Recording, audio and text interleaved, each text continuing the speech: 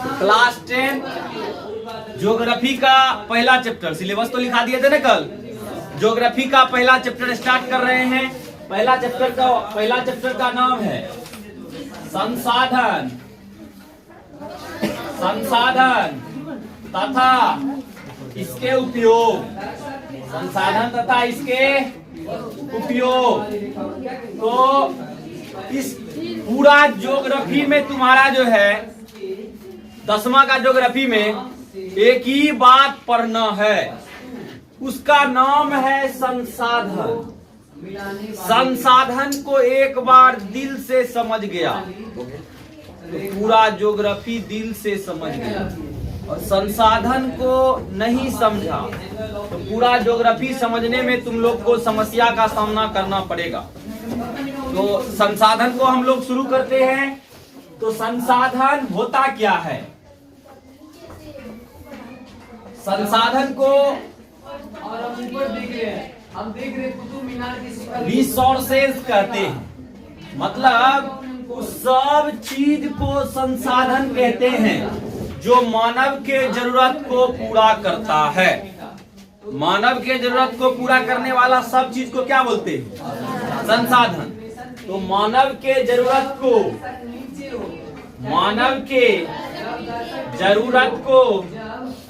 पूरा करने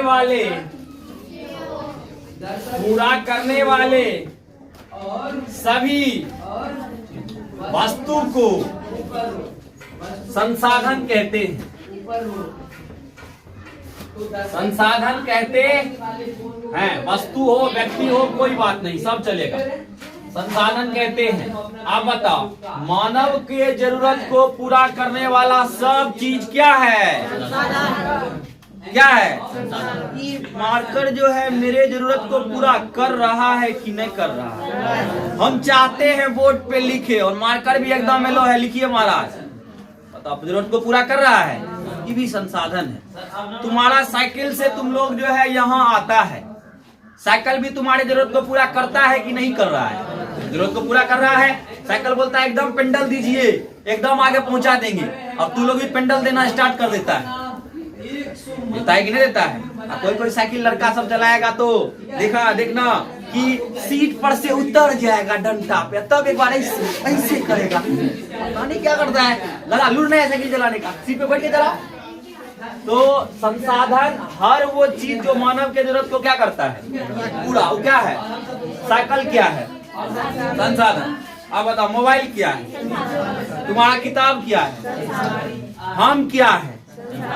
हम तुम्हारी जरूरत को पूरा कर रहे हैं। तुम चाहता है सर ज्योग्राफी ठीक कीजिए, और एकदम लगे हुए हैं हम कि ठीक कर देंगे। बताओ, संसाधन है कि नहीं?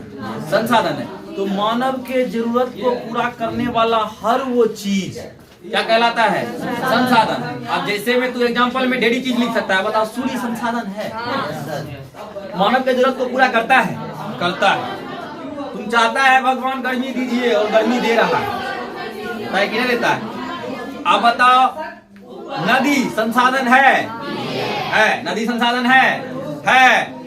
तुम चाहता है जाल फेंकेंगे मछली फंस जाए, और दे देता है। तुम चाहता है हम अपना माल मवेशी को धोएंगे, वो भी काम करता है। तुम चाहता है हम कपड़ा धोएंगे, वो भी काम नदी बोलता है कोई बात ना के करिए। तू चाहता है हम अपना भी पाप धोएंगे, नदी बोलता है कोई बात ना ये। तू बोलता है मरने के बाद हड्डी भी भसाएंगे, बोलता है फिर भी आई। जो करना है कीजिए। क्या है? संसाधन। मानव की जरूरत को क्या करता है? पूरा करता है। तो संसाधन समझने में कोई समस्या है? मानव के जरूरत को पूरा करने वाला हर वो चीज क्या है? संसाधन। एग्जाम्पल में बहुत हो सकता है, कॉपी किताब, नदी, बेंच डेस्क, मोबाइल, लड़का लड़की, सब संसाधन है कि नहीं है? तू भी किसी की जरूरत को पूरा करती है? नहीं करती है। तुम्हारी माँ ले रही है, तुम्हारी दादी बोलती है कि नूनू हो पानी लाओ, तो तू बोलती है बुढ़िया चप, एक ला देंगे सही हो जाएगी, इसे बोलता है। ला देता है। अब बताओ, तू अपने दादी के जरूरत को पूरा किया तो संसाधन है। तो बताओ, मानव के जरूरत को जो चीज पूरा करेगा उसी को संसाधन कहते हैं। अब संसाधन के प्रकार,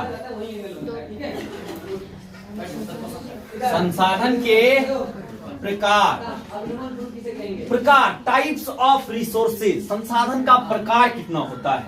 तो संसाधन का 3 प्रकार होता है। कितना प्रकार होता है? 3 प्रकार। एक होता है प्राकृतिक संसाधन, प्राकृतिक संसाधन,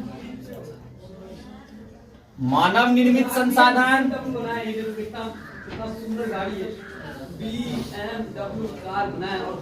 मानव निर्मित संसाधन, एक होता है मानव संसाधन, मानव संसाधन। तो प्राकृतिक संसाधन, मानव निर्मित संसाधन और मानव संसाधन। बोलेगा संसाधन को कितना भाग में बांटा गया? 3। कितना भाग में बांटा गया? 3। प्राकृतिक, मानव निर्मित और मानव। अब प्राकृतिक क्या है? ऐसा संसाधन जिसको प्रकृति ने बनाया, भगवान बनाया है, हम लोग ने बनाया है, उसको क्या बोलते हैं? प्राकृतिक संसाधन। ऐसा संसाधन जो किसके द्वारा बना हो? प्रकृति के द्वारा बना हो, प्रकृति के द्वारा बना हो, उसको प्राकृतिक संसाधन कहते हैं। और वैसा संसाधन जो मानव के द्वारा बना हो, किसके द्वारा? मानव के द्वारा। और ऐसा संसाधन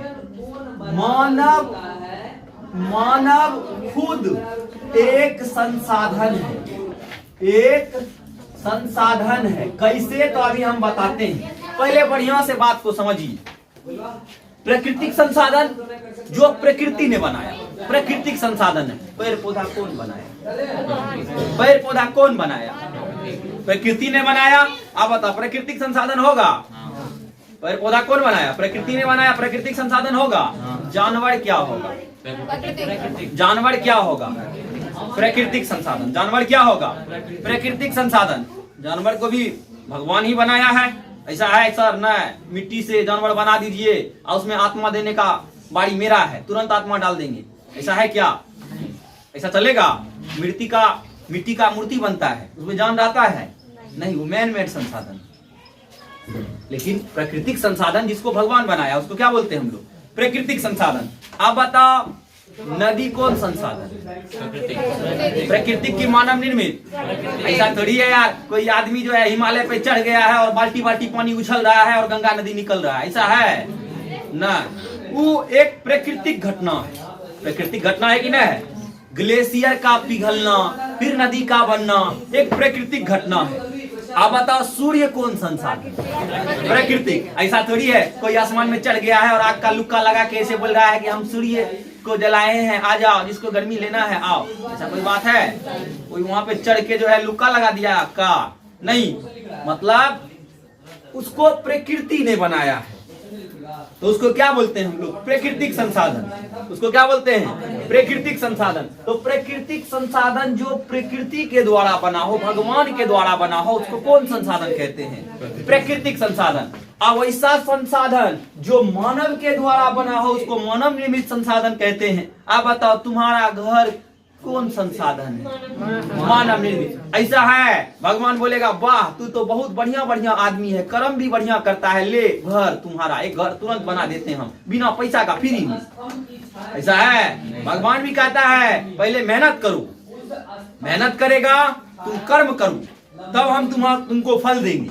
कोई आदमी बिना कर्मे का फल के बारे में चिंता करने लगता है, कोई बात नहीं, कर्म नहीं करेंगे हमको फल मिल जाए। तू लोग भी सोच रहा होगा, हे भगवान हम पढ़ेंगे नहीं लेकिन ऐसे ये पास अगर जो कर जाते 10वां तो कितना बढ़िया होता, आत्मा का बात होता, पढ़ने उड़ने का जरूरत नहीं पड़े। ऐसा तो चाहता होगा अंदर ही अंदर, चाहता है।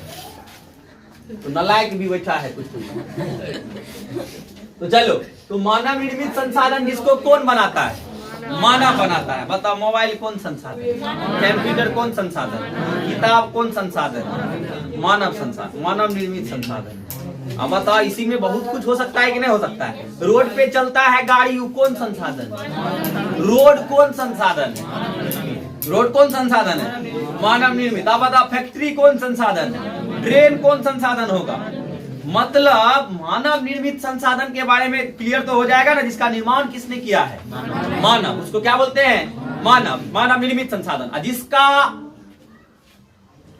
निर्माण प्रकृति ने किया है उसको कौन संसाधन? प्राकृतिक संसाधन। और एक होता है मानव संसाधन। एक मानव खुद दूसरे मानव की जरूरत को पूरा करता है। और इसीलिए मानव को मानव संसाधन कहते हैं। अभी तू चाहता है कि एकदम सर मेरा ज्योग्राफी ठीक कीजिए, और एकदम हम पढ़ाने में लगे हुए हैं कि तुम्हारा ज्योग्राफी एकदम ठीक कर देंगे। आप बताओ, तुम चाहता है ज्योग्राफी ठीक हो और हम पूरा करने में लगे हुए हैं। मानव संसाधन है कि नहीं है? वकील, अब अगर बताओ, एक वकील है, कोर्ट जाता है और तुरंत डायरी लेके तुम्हारे पीछे, हाँ मालिक बोलिए क्या काम है, और तुरंत बोलता है फलना को जेल करवाना है या ये काम करवाना है, और तुरंत उसका तुम्हारा जो है जो रिपोर्ट होता है वो अपना फाइल में लिखता है और तुरंत देता है इतना खर्चा दीजिए, और तुरंत तुम्हारे पीछे पीछे चल जाता है। तो बताइए, तुम्हारे जरूरत को पूरा कर रहा वो संसाधन है कि नहीं है? तुम्हारे घर में नौकर होगा, नौकर समझता है, मतलब घर का एक वर्कर होगा, और तुम उसको बोलता है कि जाओ दुकान से ये लाओ, वहां जाओ, यहाँ जाओ। अब बताओ, तुम्हारी जरूरत को पूरा करता है? तो संसाधन है कि नहीं है? तो एक मानव खुद दूसरे मानव को जरूरत को पूरा करता हो, क्या है? संसाधन। डॉक्टर तुमको सुई भोंकता है, डॉक्टर कौन संसाधन? मानव संसाधन। मानव निर्मित संसाधन है क्या? मानव संसाधन है। तुम चाहता है कि सर भोगिए, आओ भी आता है, कोई बात नहीं, ये 24 घंटा आपातकालीन सेवा उपलब्ध है, तुरंत जब आइएगा पानी चढ़ाइए देंगे, वो भी संसाधन है कि नहीं है? तो मतलब डॉक्टर, इंजीनियर, टीचर जो भी हो, इस सब क्या है? संसाधन। कौन संसाधन? मानव संसाधन, क्योंकि यह दूसरे के जरूरत को पूरा करता है। अब संसाधन हमको पूरा, इसमें क्या चीज को पढ़ना है? संसाधन एक बार दिल से समझ गया तो पूरा चैप्टर में मजा आएगा, और संसाधन नहीं समझा तो पूरा चैप्टर बोरिंग लगेगा। खाली ये सब है कि समझो, तुम अपना दिमाग में कितना बात को रख रहा है, लिखने उखने वाला ज्यादा नहीं रखता है, तुम अपना दिमाग में रखो। पहले के जमाने में गुरुकुल हुआ करते थे, गुरुकुल में कॉपी किताब पोथा पोथी नहीं होता था, लिखने वाला बच्चा को लिखिए, बच्चा लोग आता था, टीचर का बात सुनता था और जाता था, और दिमागे में याद रखता था। और तुम लोग को तो लिखाना पड़ता है, और लिखाने से भी काम नहीं चलता है, दिन रात मारना पड़ता है, याद करो याद करो याद करो, तब उसको याद करता है। तो खैर, अब देखते हैं प्राकृतिक संसाधन का वर्गीकरण। देखो, मानव निर्मित संसाधन तो समझ में आया ना सबको? अब बताओ, यहाँ पे हम मानव निर्मित संसाधन, अगर जो मान लो प्राकृतिक संसाधन का एग्जांपल बोले तो क्या हो जाएगा? सूर्य होगा कि नहीं होगा? नदी, हवा। अब बताओ, हवा भी संसाधन है कि नहीं है? हवा तुम्हारे जरूरत को पूरा करता है? अब बताओ, मानव के द्वारा जो संसाधन बना हो वो मानव संसाधन है। गाड़ी मानव के द्वारा बना है, सड़क मानव के द्वारा बना है, मकान मानव के द्वारा बना है। एक मानव खुद दूसरे मानव की जरूरत को पूरा करता हो। एग्जाम्पल में हम लोग लिख सकते हैं, बताओ, वकील दूसरा मानव की जरूरत को पूरा करता है। शिक्षक किसी मानव की जरूरत को पूरा करता है। डॉक्टर किसी की जरूरत को पूरा करता है। ये सब मानव संसाधन है। अब होता है प्राकृतिक संसाधन का वर्गीकरण। प्राकृतिक संसाधन का,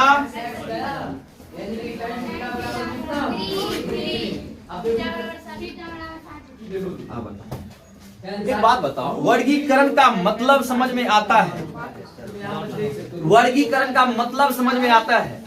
वर्गीकरण का मतलब होता है बांटना। वर्गीकरण का मतलब क्या होता है? बांटना। और अगर जो कोई भी चीज को हम बांटेंगे तो उस बांटने के लिए एक आधार होना चाहिए, किस बेस पे बांट रहे हैं। आप बोलो, अगर जो बोलेंगे वजन के हिसाब से यहाँ कितना टाइप का लड़का होगा, तो बताओ कितना भी टाइप, बहुत टाइप हो जाएगा। एक का वजन 50 किलो, एक का वजन 60, एक का 200, एक का 3 कुंटल, बहुत होगा। अगर जो बोलेंगे बताओ लिंग के आधार पे यहाँ जो आदमी बैठा है उसका कितना प्रकार? 2, स्त्रीलिंग पुल्लिंग। आधार मायने रखता है। अब बताओ, हम बोलेंगे क्लास के आधार पे बताओ, तो क्लास के आधार पे भी अलग अलग टाइप हो जाएगा, होगा कि नहीं होगा? तो सब चीज के लिए अगर जो हम बांट रहे हैं तो आधार होना चाहिए। तो आधार क्या है? पहला होता है उत्पत्ति के आधार पर। उत्पत्ति के आधार पर इसी मीनार की ऊंचाई 10 मीटर है। उत्पत्ति के आधार पर। दूसरा होता है उपयोगिता के आधार पे। इसी मीनार की ऊंचाई 10 मीटर है। उपयोगिता के आधार पर। उपयोगिता के आधार पर। तीसरा होता है स्वामित्व के आधार पर। तो मीनार की छाया की लंबाई 10। जब सूर्य की उन्नयन कोण 45 डिग्री हो, जब स्वामित्व के आधार पर।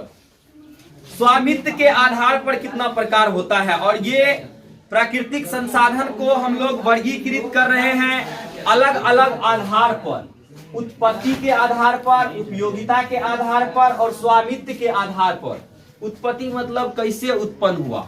अब एक चीज होता है, इससे पहले ये लिख देते हैं उपयोग के आधार पर।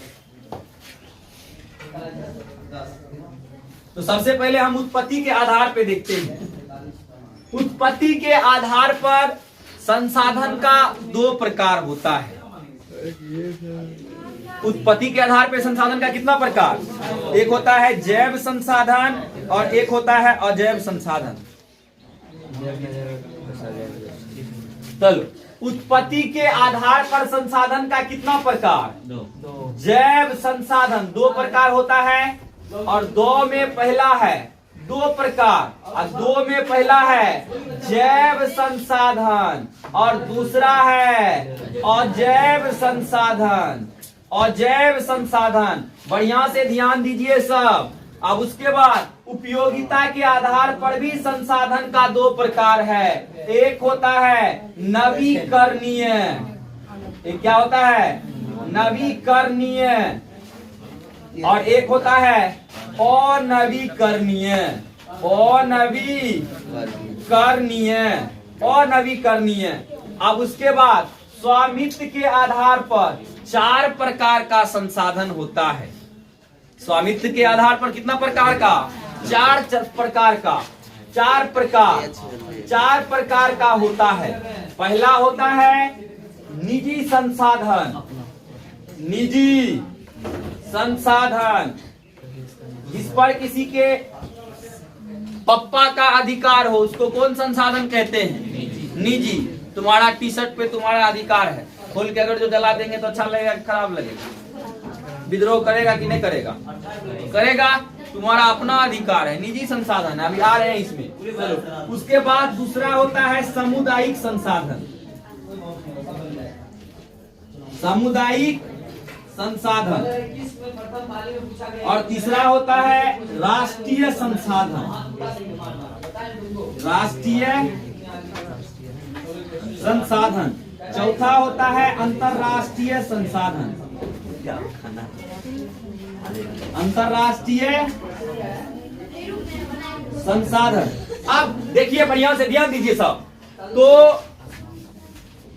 उत्पत्ति के आधार पे कैसे उत्पत्ति होता है, उत्पन्न कैसे होता है, निकलता कैसे है संसाधन, किस चीज से बनता है, उस चीज के आधार पे संसाधन का 2 प्रकार। अब बताओ कौन संसाधन का प्रकार चल रहे हैं? प्राकृतिक, मानव निर्मित की मानव?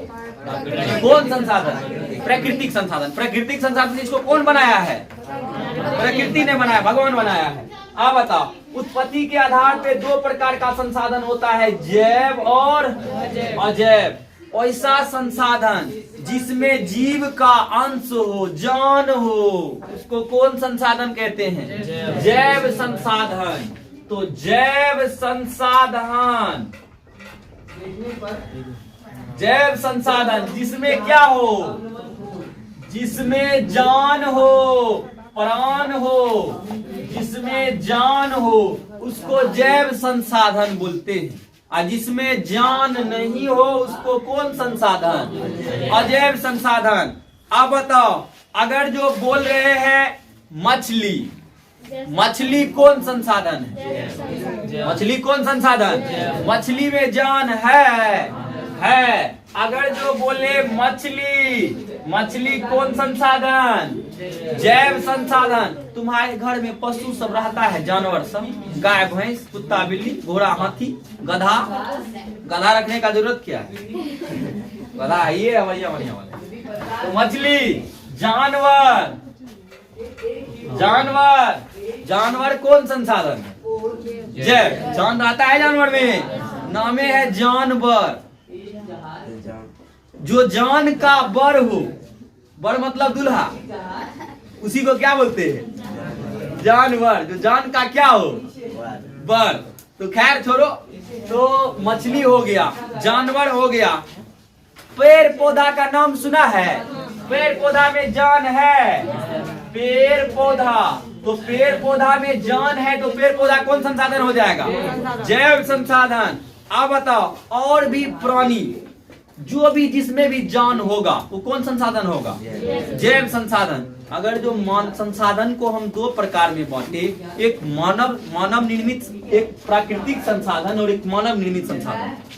एक कथा सुनो, हम जो है संसाधन को दो प्रकार में बांटते हैं, एक प्राकृतिक संसाधन और एक मानव निर्मित संसाधन। तीसरा को भूल जाते हैं, मानव संसाधन को। तो बताओ, तो मानव कौन संसाधन होगा? प्राकृतिक संसाधन की मानव निर्मित संसाधन? कौन संसाधन? प्राकृतिक संसाधन होगा। आप बताओ, अब प्राकृतिक संसाधन में भी कौन होगा? जैव संसाधन। प्राकृतिक में भी कौन होगा? तुम्हारे अंदर जान है? नहीं है तो बोलो ना, दो चार बार हम तोड़ते हैं, पता चलेगा अपने जान है। तो जैव संसाधन। पेड़ पौधा भी जैव संसाधन। अब अजैव संसाधन, अजैव संसाधन रट्टा मारने का जरूरत तो है, खाली दिमाग में समझो, नामे है जैव, जिसमें हो जान। याद रखना, जान का आपने हो जाएगा। अजैव संसाधन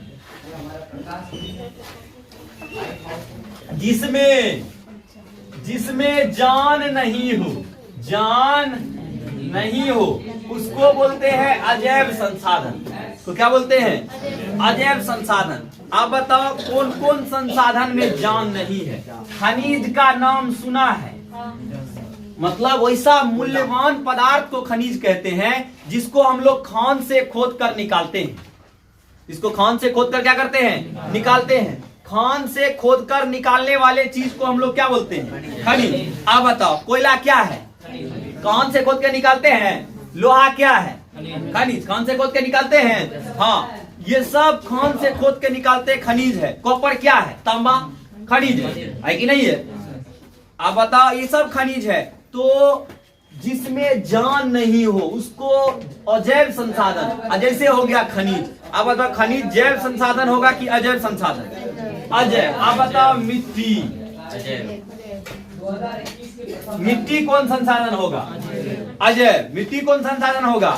अजैव। जान है तो मिट्टी अजैव संसाधन। अगर जो बोलेंगे चट्टान, तो बताओ चट्टान कौन संसाधन होगा? चट्टान भी अजैव। चट्टान भी कौन संसाधन होगा? अजैव। इसी तरह से बहुत सारा एग्जाम्पल हो सकता है जिसमें जान नहीं है। हमारे अंदर जान है, कौन संसाधन? समझ तो आ रहा है ना रे?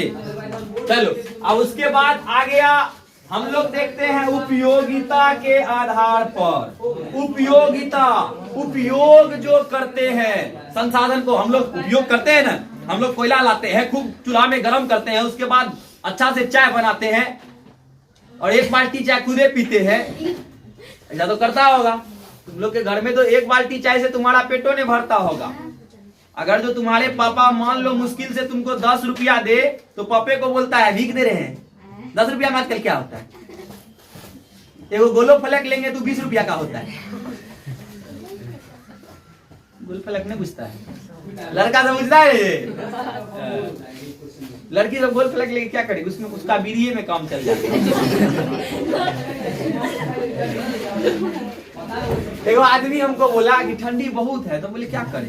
तो बोला कि गरमाने के लिए जो है ठंडी में 2 फूक अगर जो बीड़ी मारते हैं अपने गर्म हो जाती है। बोले वाह, अंदर से गर्म होता होगा? बोला हाँ जी, अंदर से गर्म होता है 2 फूक में। हम बोले हमको फूकने का जरूरत नहीं होता है, हमको खींचने का जरूरत होता है।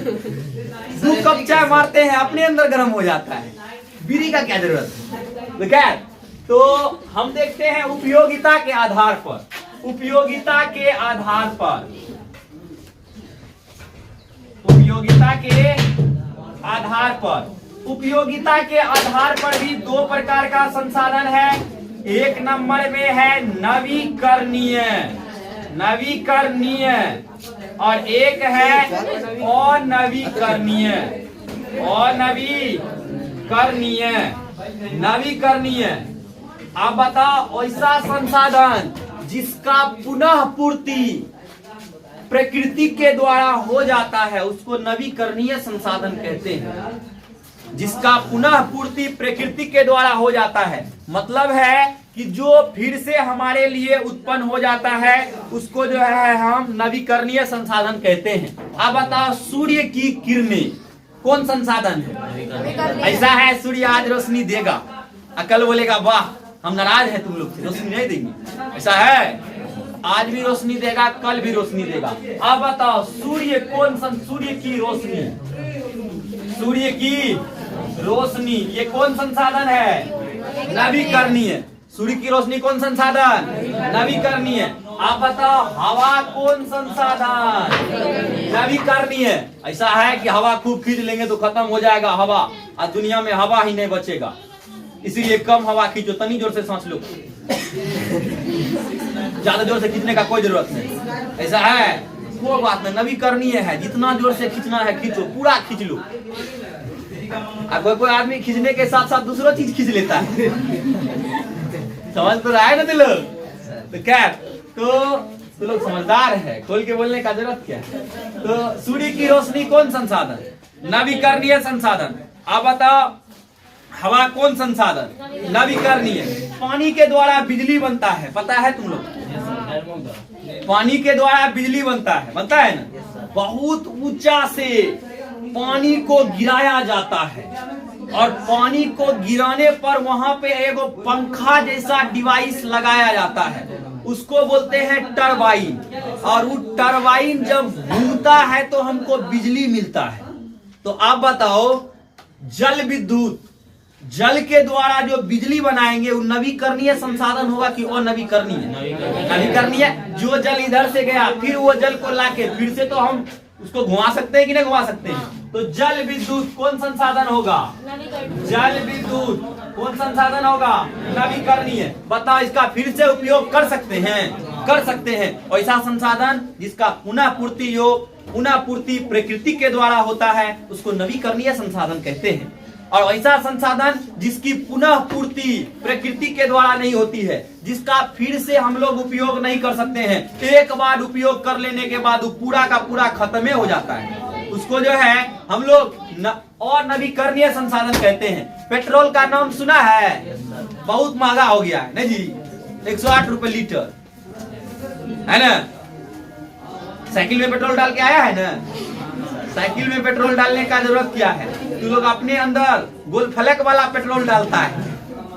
तो खैर और नवीकरणीय संसाधन ऐसा संसाधन जिसकी पुनः पूर्ति नहीं होती है। आप बताओ कि हम पेट्रोल अगर जो पेट्रोल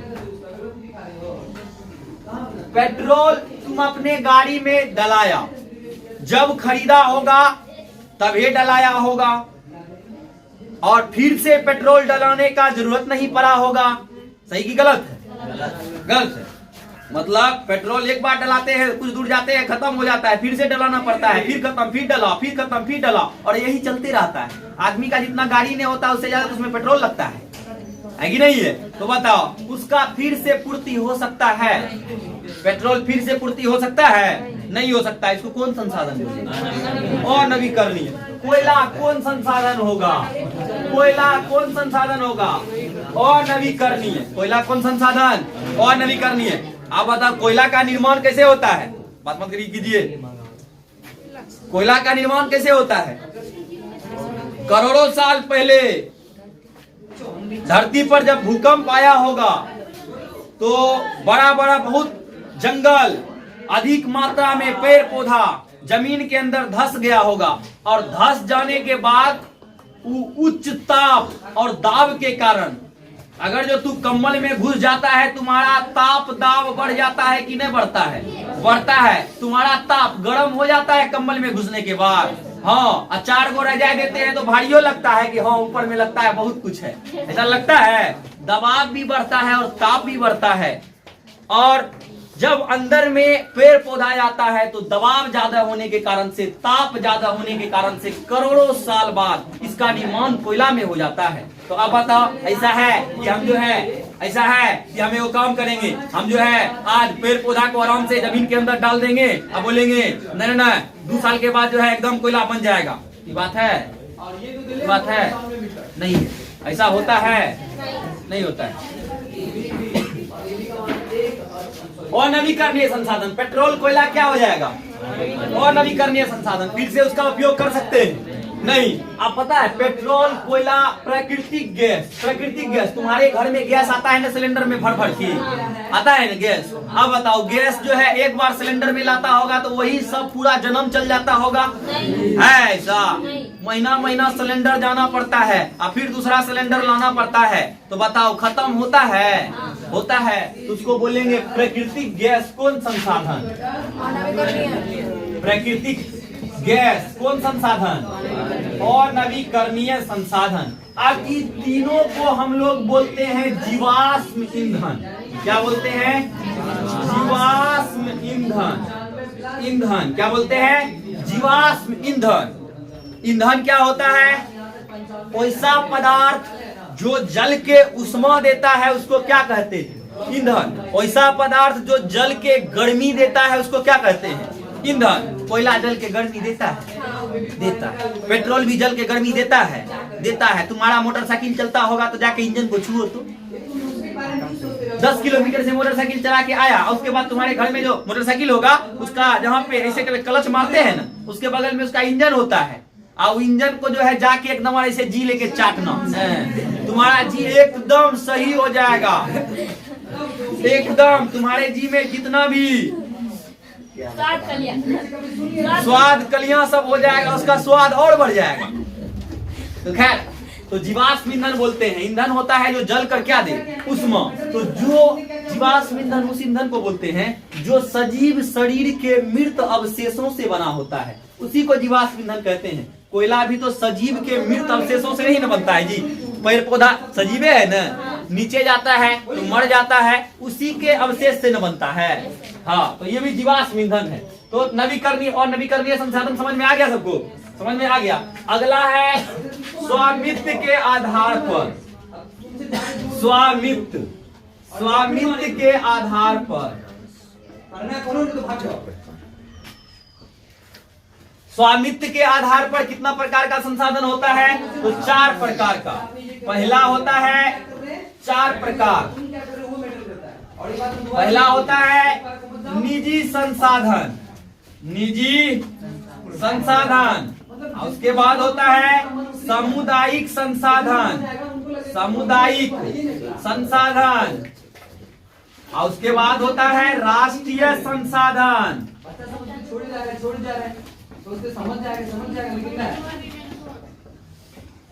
और 4 नंबर में होता है अंतरराष्ट्रीय।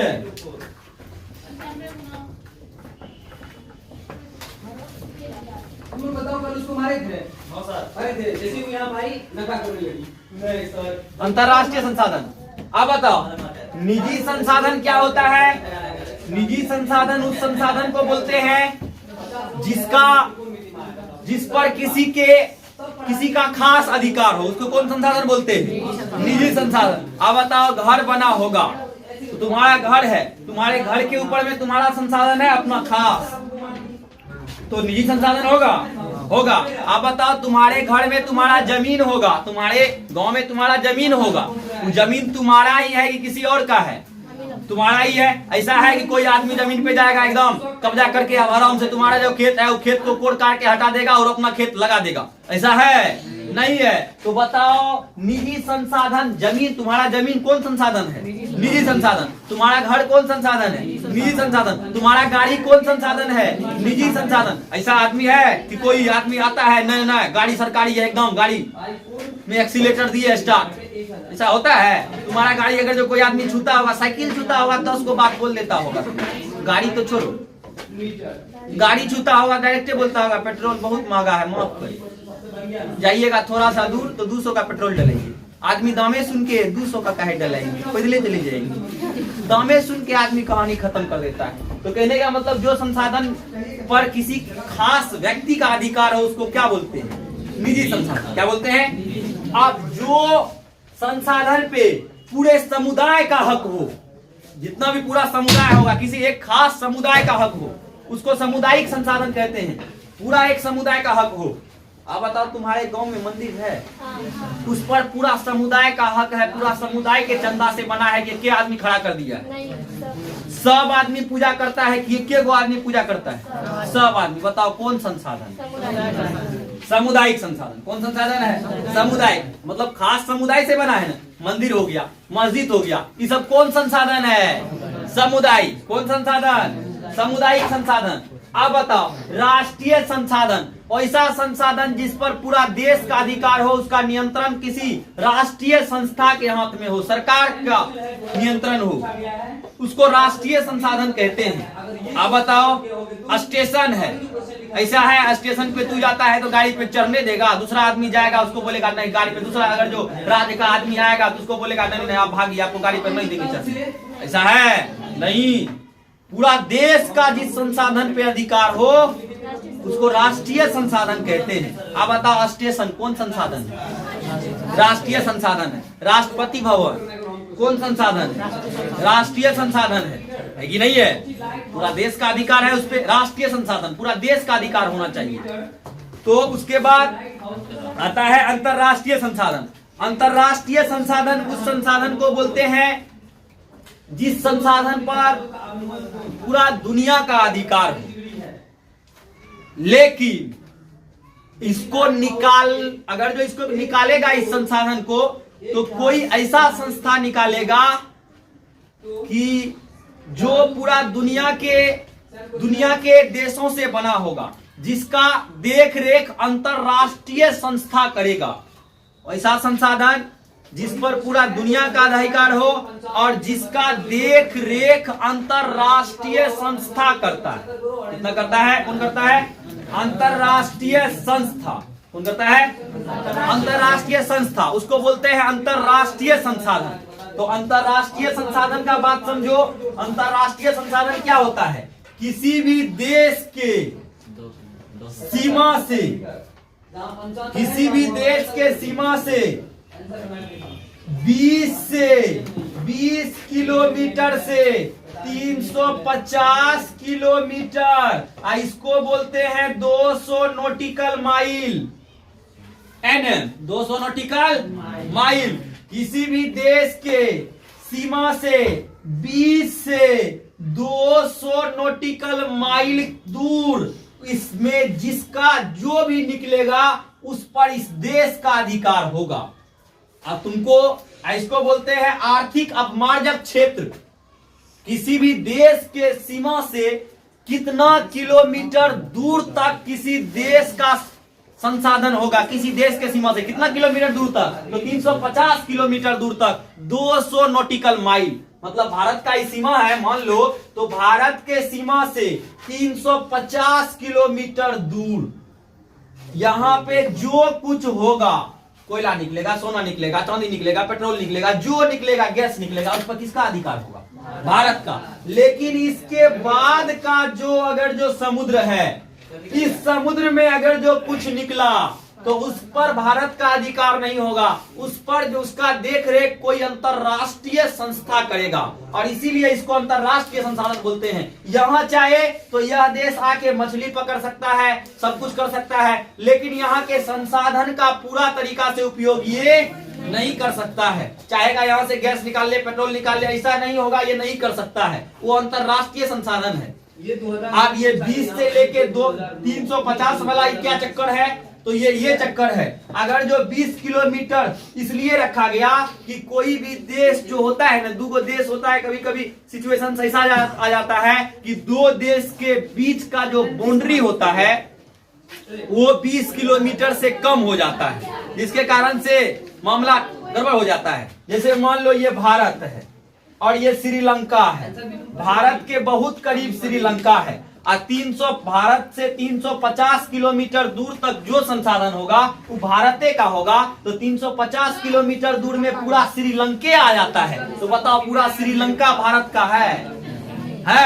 नहीं, इसीलिए ये बनाया गया कि 20 से 350 किलोमीटर, 20 किलोमीटर भारत बोलेगा 20 किलोमीटर समुद्र मेरा, श्रीलंका भी बोलेगा 20 किलोमीटर मेरा, और बाकी जो है बीच में जो बचा, मान लो 50 किलोमीटर सिर्फ भारत से श्रीलंका का दूरी है, तो भारत बोलेगा 20 किलोमीटर मेरा, श्रीलंका उधर से बोलेगा 20 मेरा भी, तो भारत बोलेगा 10 बचा है, तो 10 का क्या कीजिएगा, तो 10 में ये दोनों देश समझौता करेगा, यहाँ से हम लोग इधर उधर दोनों देश का इसमें फायदा होगा, दोनों देश का नेवी, दोनों देश का मछुआरा यहाँ पे आ सकता है, मछली मार सकता है, लेकिन भारत बोलेगा मेरा है तो नहीं है, श्रीलंका बोलेगा मेरा है, बिल्कुल गड़बड़ है, नहीं है।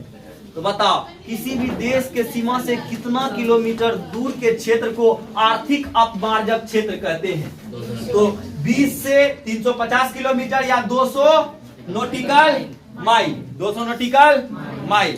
तो इसी के साथ तुम्हारा इस चैप्टर का फर्स्ट पार्ट खत्म, आधा घंटा कल देंगे सेकेंड पार्ट खत्म, आई चैप्टर भी खत्म। तो आज कथा इतने भयो।